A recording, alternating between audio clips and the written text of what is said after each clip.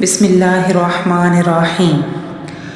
اللہ رب العزت نے جب حضرت موسیٰ علیہ السلام کو یہ حکم دیا کہ دو دریاؤں کے ملنے کی جگہ پر میرا ایک ایسا بندہ ہے جو آپ سے زیادہ علم رکھتا ہے، آپ ان سے ملاقات کریں۔ حضرت موسیٰ علیہ السلام روانہ ہونے لگے تو اپنے نوجوان خادم حضرت یوشع بن نون کو بھی اپنے ساتھ لے لیا۔ حضرت موسیٰ علیہ السلام اور حضرت یوشع علیہ السلام ایک مقام پر کچھ دیر آرام کرنے کے لیے رکے تو ساتھ لی ہوئی مچھلی اچھل کر دریا میں چلی گئی۔ پھر کچھ دور آگے جانے کے بعد حضرت موسیٰ علیہ السلام نے حضرت یوشع علیہ السلام سے پوچھا کہ کھانے کے لیے کچھ مچھلی لاؤ۔ حضرت یوشع نے عرض کیا کہ جہاں ہم رکے تھے وہاں مچھلی پانی میں چلی گئی تھی، لہٰذا دونوں اپنے قدموں کے نشانات دیکھتے ہوئے واپس چلے گئے۔ حضرت موسیٰ علیہ السلام نے اپنی زندگی کے آخری ایام میں انہی کو اپنا جانشین بنا دیا۔ اللہ رب العزت نے حضرت موسیٰ علیہ السلام کے بعد حضرت یوشع بن نون کو نبوت عطا فرمائی۔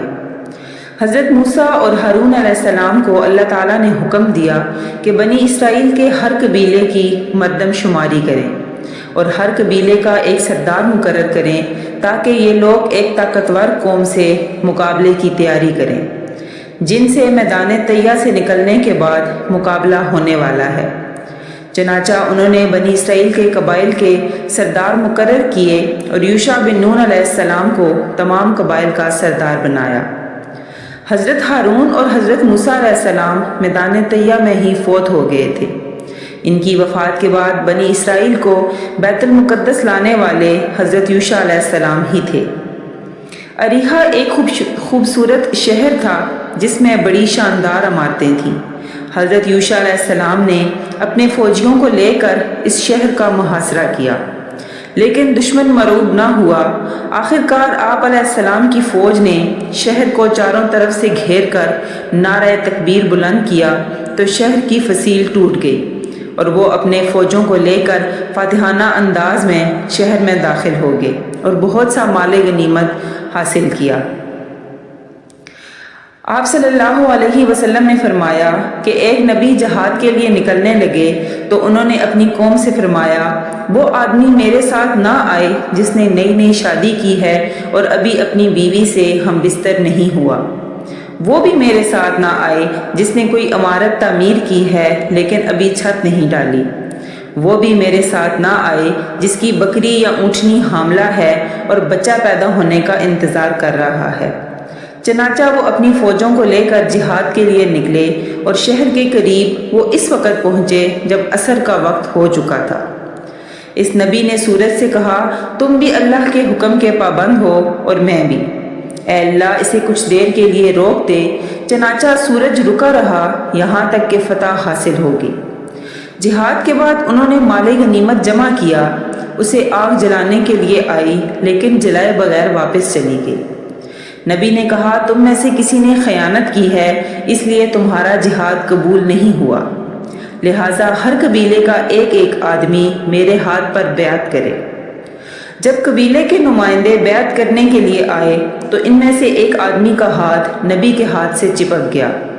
نبی نے فرمایا، تمہارے اندر ہی خیانت ہے، تمہارا پورا قبیلہ مجھ سے بیعت کرے۔ اس قبیلے کے تمام افراد نے بیعت کی تو 3 آدمیوں کے ہاتھ نبی کے ہاتھ سے چپک گئے۔ نبی نے فرمایا، خیانت کا مال تمہارے پاس ہے لہٰذا لے آؤ۔ وہ گائے کے سر کے برابر سونا لے کر آئے اور اس سونے کو دوسرے مال غنیمت کے ساتھ رکھ دیا۔ آگ آئی اور اسے جلا کر چلی گئی۔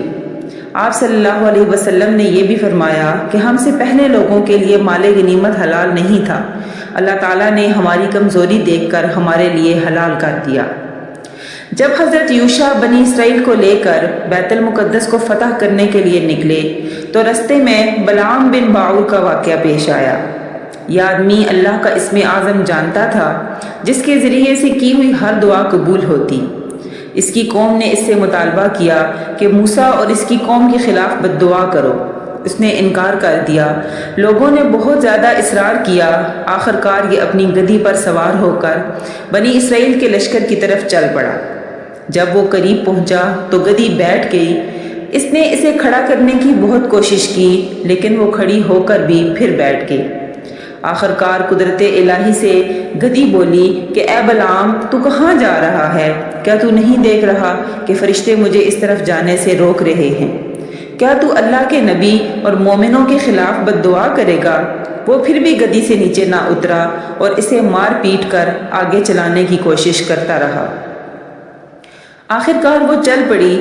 جب وہ حسنان نامی پہاڑ کے قریب پہنچا اور موسیٰ علیہ السلام کی قوم کو دیکھا تو بد دعا کرنے لگا، لیکن اس کی زبان اس کے قابو میں نہ رہی۔ اس کی بد دعا خود اس کی قوم کے لیے نکلنے لگی۔ لوگوں نے اسے ملامت کی۔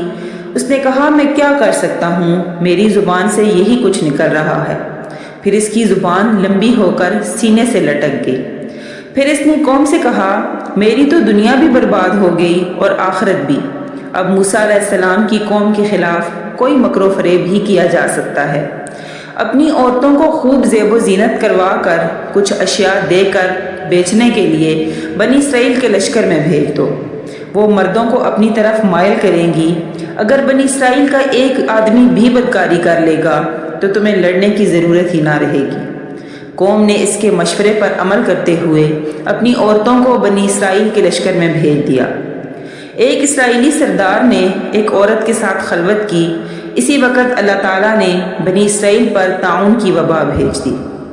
جب معلوم ہوا تو بنی اسرائیل کے ایک شخص نے اس خیمہ میں جا کر دونوں کو قتل کر دیا اور کہنے لگا، اے اللہ، ہم تیرے نافرمانوں کے ساتھ یہ سلوک کرتے ہیں۔ اور پھر طاعون کی وبا ختم ہو گئی۔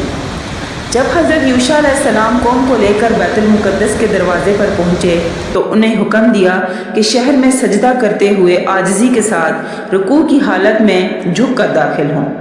اللہ تعالیٰ کا شکر ادا کرو کہ اللہ تعالیٰ نے وہ عظیم فتح عطا فرمائی ہے جس کا ان سے وعدہ کیا تھا، لیکن وہ شہر میں بڑے غلط انداز میں داخل ہوئے۔